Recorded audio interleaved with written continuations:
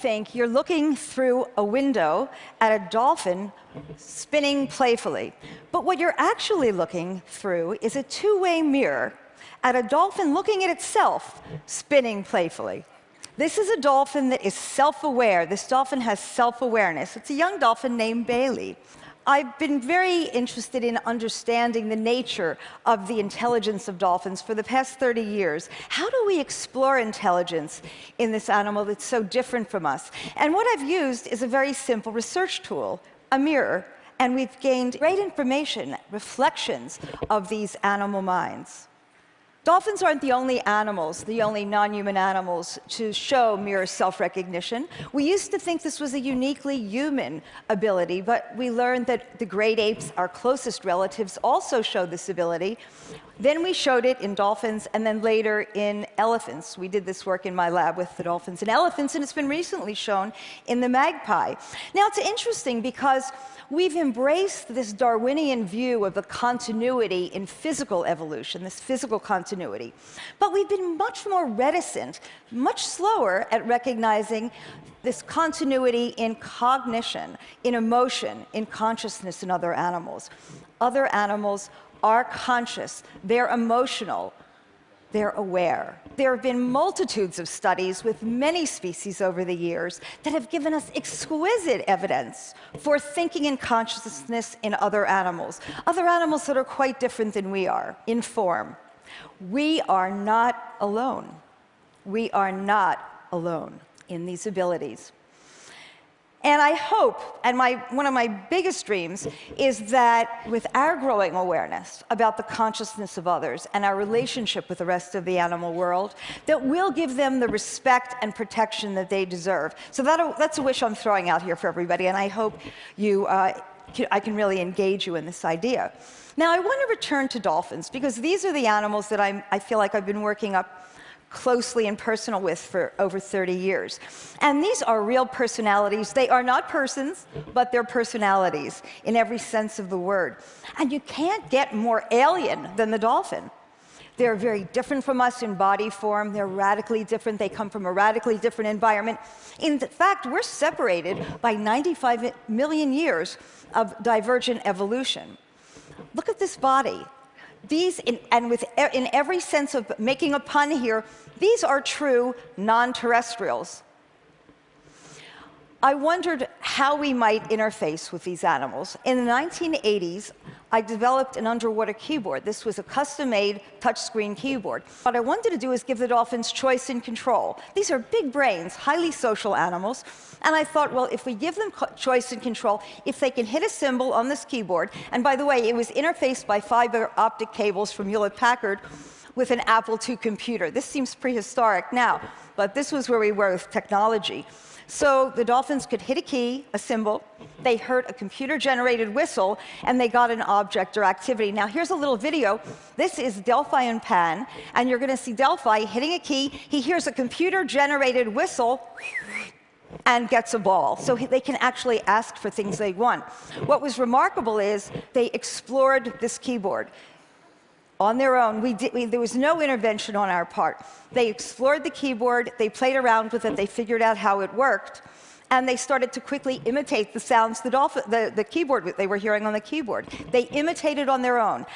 Beyond that, though, they started learning associations between the symbols, the sounds, and the objects.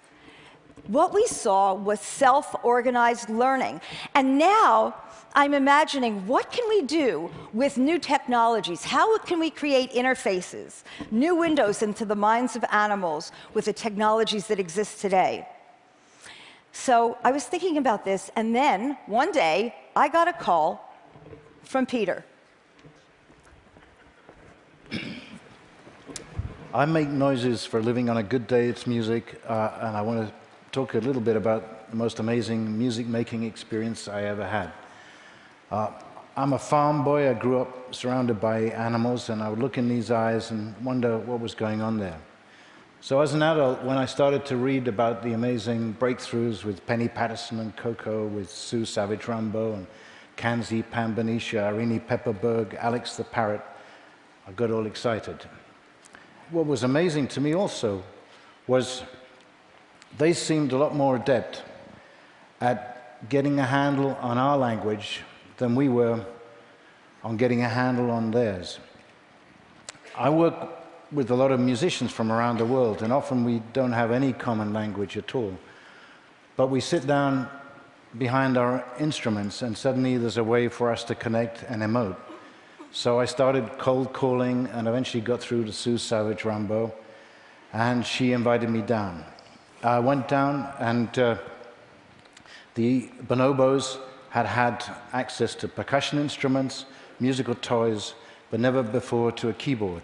At first they did what infants do, just bashed it with their fists, and then I asked, through Sue, if Pambanisha could try with one finger only. Can you play a grooming song? I want to hear a grooming song. Play a real quiet grooming song. Yeah. So groom was the subject of the piece.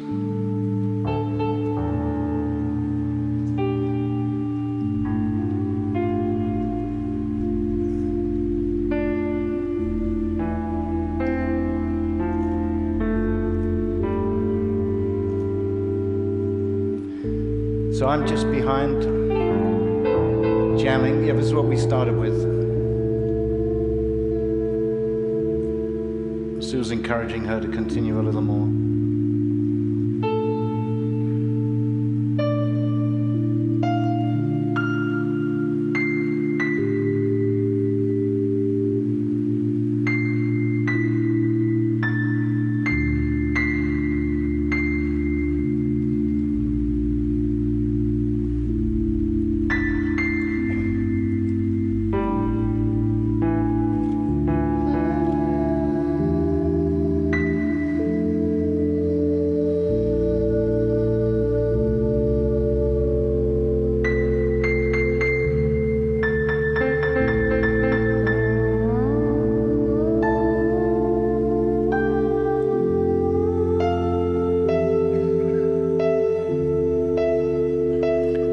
Discovers a note she likes, finds the octave. She'd never sat at a keyboard before.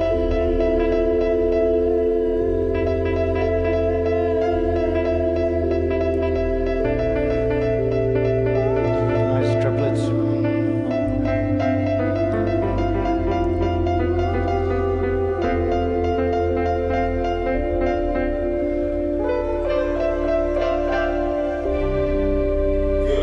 You did good. That was very good. She hit good.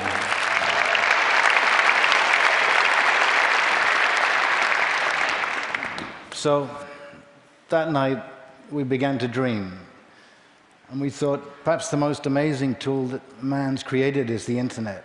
And what would happen if we could somehow find new interfaces, visual, audio interfaces that would allow these remarkable sentient beings that we share the planet with access. And Sue Savage-Rumbaugh got excited about that, called her friend Steve Woodruff, and we began hustling all sorts of people whose work related or was inspiring, which led us to Diana and led us to Neil.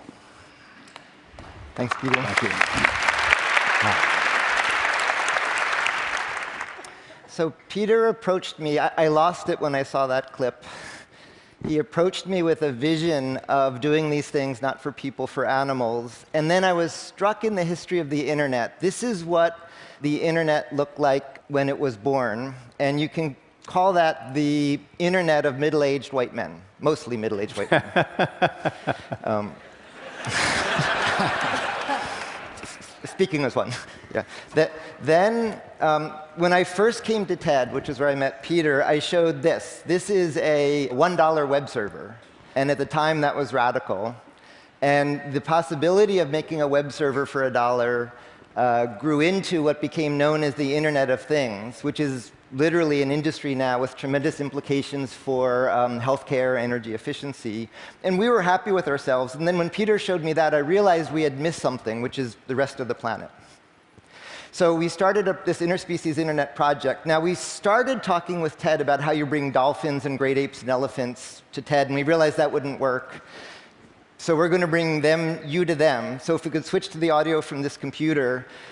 We've been video conferencing with cognitive animals, and we're going to have each of them just briefly introduce them. And so if we could also have this up, great. So the first site we're going to meet is Cameron Park Zoo in Waco with orangutans. In the daytime, they live outside. It's nighttime there now. So can you please go ahead? Hi, I'm Terry Cox from Cameron Park Zoo in Waco, Texas. And with me, I have Karajan and May, two of our Bornean orangutans. During the day, they have a beautiful, large outdoor habitat. And at night, they come into this habitat, into their night quarters where they can have a climate-controlled and secure environment to sleep in. We participate in the Apps for Apes program with Orangutan Outreach, and we use iPads to help stimulate and enrich the animals and also help raise awareness for these critically endangered animals. And they share 97% of our DNA and are incredibly intelligent. So it's so exciting to think of all the opportunities that we have via technology and the internet to really enrich their lives and open up their world. We're really excited about the possibility of an interspecies internet, and KJ has been enjoying the conference very much. That's great. When we were rehearsing last night, he had fun watching the elephants. Next user group are the dolphins at the National Aquarium. Please go ahead. Good evening. Well, my name is Allison Ginsberg, and we're live in Baltimore at the National Aquarium. Joining me are 3 of our 8 Atlantic bottlenose dolphins, 20-year-old Chesapeake, who was our first dolphin born here, her 4-year-old daughter, Bailey, and her half-sister, 11-year-old Maya. Here at the National Aquarium, we are committed to excellence in animal care, to research, and to conservation. Dolphins are pretty intrigued as to what's going on here tonight. They're not really used to having cameras here at 8 o'clock at night. In addition, we are very committed to doing different types of research. As Diana mentioned, our animals are involved in many different research studies.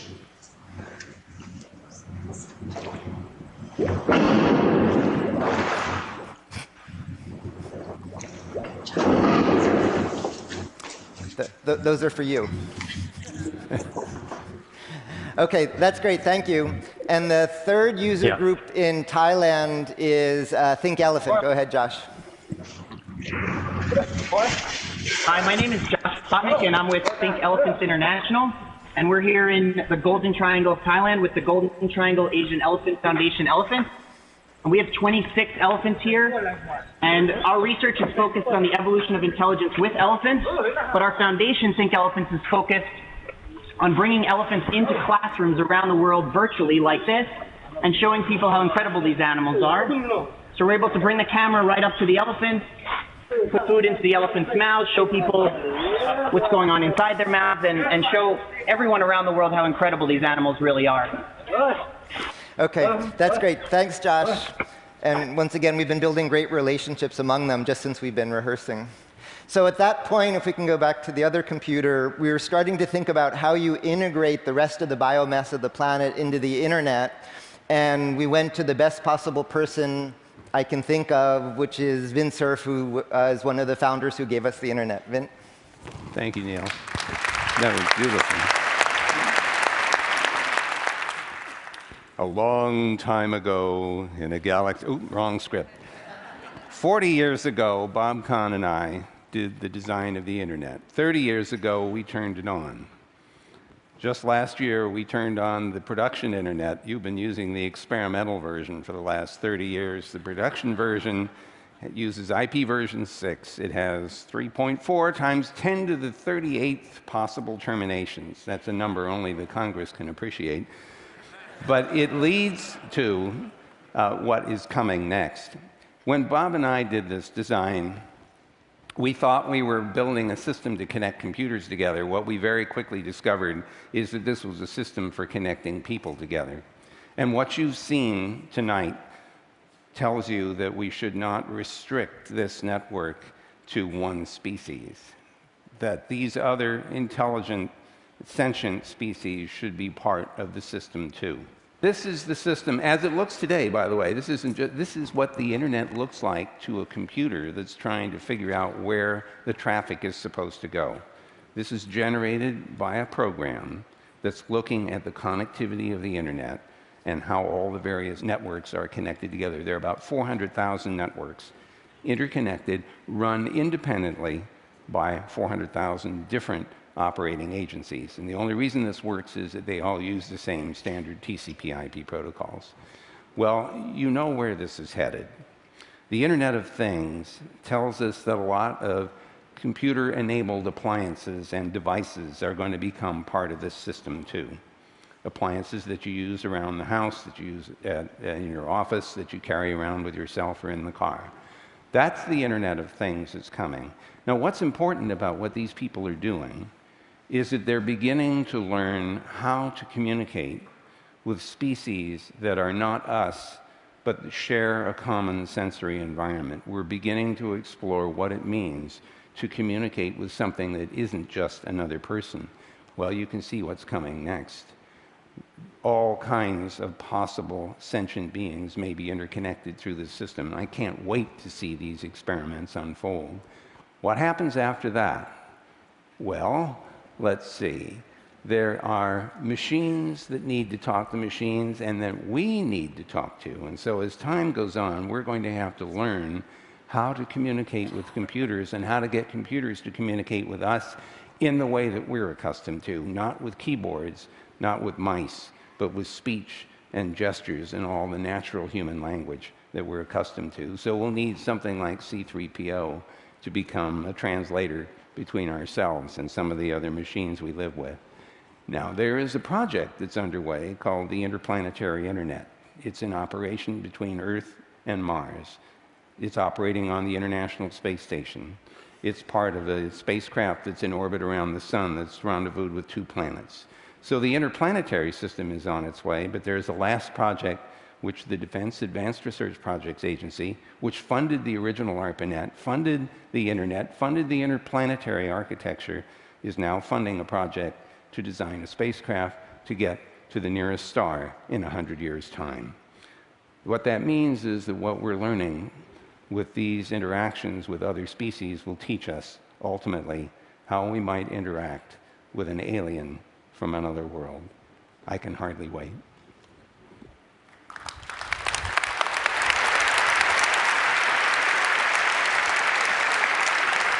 So first of all, thank you. And I would like to acknowledge that 4 people who could talk to us for 4 full days actually managed to stay to 4 minutes each.